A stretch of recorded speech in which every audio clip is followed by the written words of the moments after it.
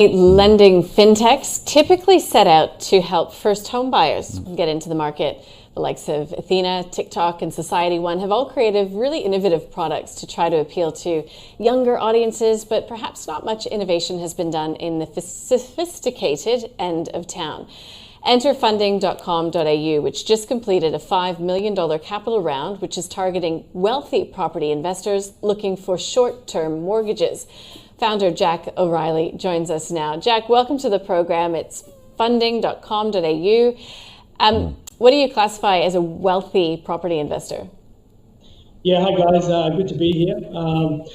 So what we're doing is we're lending to your small builders, your small developers, or your kind of bridging finance, mum and dads that kind of have wealth in their assets or their home that need to buy another one. So not necessarily a first home buyer, but you're kind of sophisticated property investor, property developer, or property owner.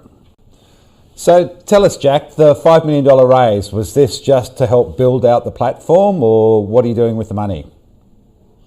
Yeah, so obviously funding is becoming the Australia's leading mortgage marketplace. Last year we did a Series A capital raise, which we put a lot of money into technology, and that technology is helping us build a digital mortgage that's faster, simpler.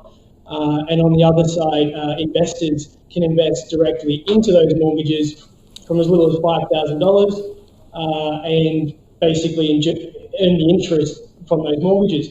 So what this $5 million recent capital raise does is allows us to, what you call warehouse the loans.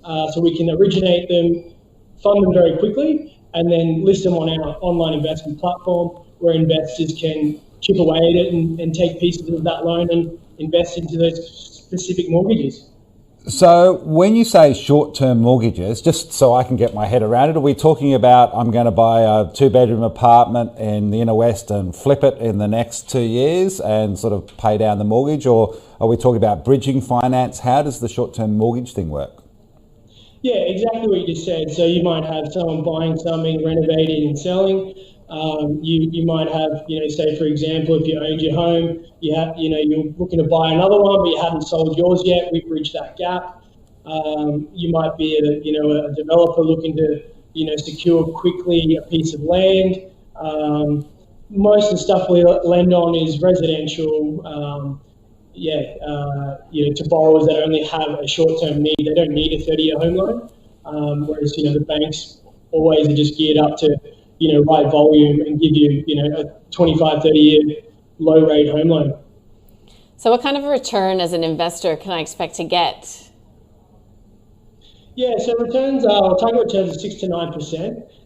When you're on the platform, you can actually pick and choose, according to your risk. So, you can go up and down on the LVR-wise. You can, only invest in your state. And so, they have different rates across the platform. You can invest across multiple loans and get a blended rate. Generally 6 to 9%. Okay, so that's the sort of typical return. We talked about the typical borrower. Who's the typical investor? I'm curious. Just give us some sort of a snapshot of the demographics who've actually actively used the platform. Yeah, so we've got some different segments that are investing with us. We have the savers between 20 and 30. They're seeing it as a good place just to start saving and earning interest. It's better than the banks. Then you have your kind of 30 to 50-year-olds that have young families or actually have an investment portfolio. So they're more looking to diversify and make the fixed income asset class or the mortgage asset class that we're making accessible to everyone. They're making that a part of their portfolio. And then outside of that, we have some, self-managed super funds, retirees that do it as a passive income. So it's more a set and forget style. I want my monthly interest, and they enjoy the returns. Now, Jack, I don't want to look an investment horse in the mouth, but 6 to 9% is pretty impressive. Can you explain that to me when mortgages are sitting around 3%? Yeah, so as we discussed earlier, it's like a short-term mortgage. So borrowers are prepared to pay a premium because it's not a 30-year home loan, like you said, that are in the 3-4%. They're prepared to pay, you know, that little bit extra because it's only a short-term solution. So, you know, say for example, there's a return on our platform of 7%, we might be charging the borrower 8% or 8.25, and making that slight margin. Okay, well, thanks for your time, Jack. Great to have you on the show and to hear about funding.com.au.